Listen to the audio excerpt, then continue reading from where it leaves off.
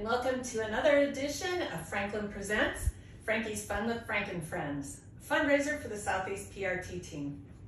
I'm Dawn, and today, substituting for Frank again, is Jenny. What do you think, Jenny? Should we do a trick? Yeah, good girl. Today, we're going to look at the AKC Novice touch trick. Now, touch is a very handy behavior for your dogs to know because we can use it to help teach other behaviors. It's considered a trick at the novice level. For the touch, they can touch your hand. Good touch. Touch. Good. Jenny, touch. Or they can touch an object. So in my training for my dogs, because I do a lot of sports with them, I teach them to touch a lot of different things. Once they learn the behavior with either your hand or an object, it's fairly easy then to transfer this to multiple things. It can be a target on the floor. I've got a number of objects here that we can use. The reason I like to teach to objects like, this is just a plastic kitchen spoon, a paint stir, this is a telescoping treat holder, and this is just a telescoping ball, is because our guys are so short. And when I teach competitive healing for obedience or for rally, it's nice to be able to have these hand extenders. That's what I consider this, is I can hold this in my hand and now my hand is, 4-6 inches longer. I can put the dog right in position without bending over. So my body stays the same way it will stay in the finished product. So I just like to have a number of touch items at hand, but you don't have to. We're going to talk about it with using this kitchen spoon, I think, today. So, one thing that makes teaching touch it relatively easy for us is we have very nosy dogs. And generally speaking, if you put something in front of a person, if you put it close enough, they're going to sniff it. Good girl. And when they sniff it, they're going to touch it with their nose. Good girl. Good girl. Okay? So step number one for training the touch it is simply have your dog, again, have them on some kind of collar and leash so they can't just walk away. This is another one that if you want to save your back, you can certainly, if you're training a PRT or a similar size dog, you can certainly put them up on a grooming table. But this is a very handy place to teach this. And the first step, I know, girl, is simply to take the object and put it maybe 1/4 of an inch from the dog's nose. Yes, good girl. And the second you feel them touch it with their nose, you'll feel it. You're going to tell them, yes, what a good dog you are. That's what I want. Because at first, they are going to have no clue why you're sticking this thing in front of them.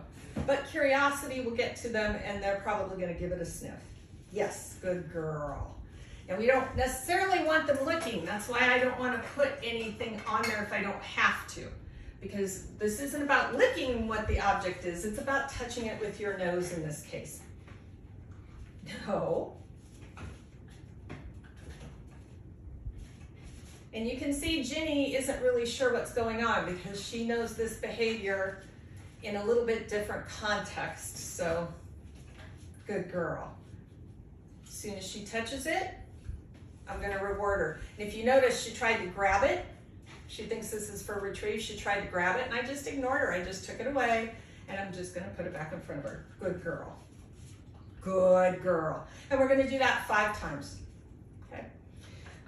When they can do that 4 out of 5 times, our 80% rule that we've talked about before, then we're ready to go on to the next step. And the next step is the hard step for humans. Because inevitably, this is the step where you want to push the object toward the dog's nose to help them touch it. And that's exactly what you don't want to do. So you do what you need to do to keep your hand steady. If that helps you to lock your hand in here, elbow against the body so you can't easily move your hand, that's fine. But what we're going to do now is we're going to take this object and we're going to put it a little bit further away. And you can see what Jenny's doing. She's going, no, I don't want to touch it. I want to know where the cookie, good girl, where the cookie went.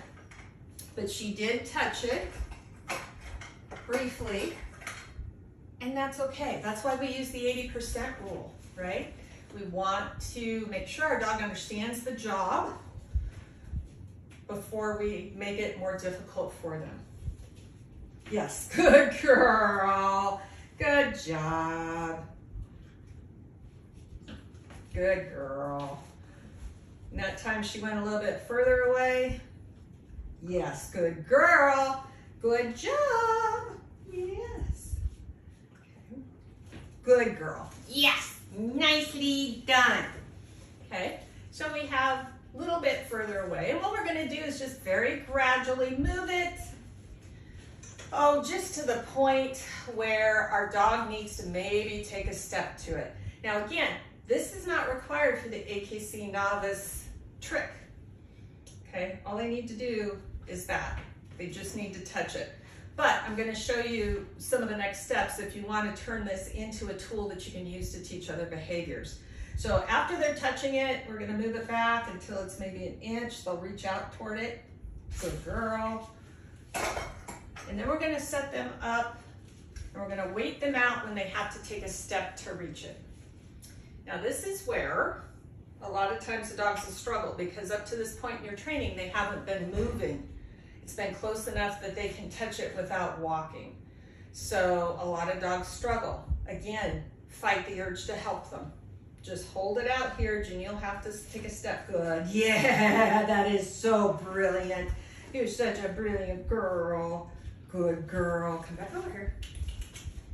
I know. And we're just gonna help her. Good touch, good touch, good girl. Okay, and she's still getting cookies every time. I'm not telling her to touch because frankly, I'm not sure she gets in this context what it is I'm asking for. Good touch, good girl, but she's kind of getting the idea when that thing is out there in front of my face, I'm supposed to touch my nose to it. That's what we want. Once you can get your dog to take that first step, then you can start to use this to move your dog around. Okay, and voila, there you're teaching a spin. And again, in AKC Novice, you can use a lure, you can use a cookie. I like to use the equipment that I'll be using later. That's a rally move, what we just did there on the table. It's also useful in obedience. I also use it with Frank in confirmation. I spin him around and have him take a step or two up to me, pops him into a nice free stack. It's just a way to get him to move. If he's not exactly stacked like I want him to be, I just tell him to spin. He'll spin around, square himself up, and I have a nice pretty free stack that hopefully the judge will reward. So that's all there is for the touch. Okay, very basic for the novice trick level. Yay, good girl, good girl. Yes, good girl. So there is another trick for you. I believe this is trick number 7, because our sit trick with both the verbal and the hand cue is a listed trick. The verbal can be a handler choice trick. So this should be, I believe, trick number 7. We're going to go ahead and post a total of 10 unique tricks. And if you have other tricks, remember in the AKC Trick Dog program, you're always allowed 2 handler choice substitutions, as long as they're appropriate for the level. So if your dog knows a trick, you can substitute that in. But you need to remember, if you use a trick at one level, you can't then use that same trick at another level. So for example, if your dog knows how to roll over already, and you really are enjoying this trick dog thing and you think, you know, maybe I'll go on and get some more advanced titles, teach some more tricks, you're going to want to look and see if rollover shows up on some of the upper level trick lists. Spoiler alert, it does. So you may not want to spend that trick for a novice handler choice. You may want to wait until the more advanced level because it's a more advanced trick and use it up there higher. Okay? Again, if you have any questions, if you'd like to post a video of you and your dog doing some tricks together, please feel free, post on our Facebook page. Please like and follow Southeast PRT team. No spaces in there on Facebook. And at the end of this video is all the information you need to participate in the fundraiser evaluation portion of this project.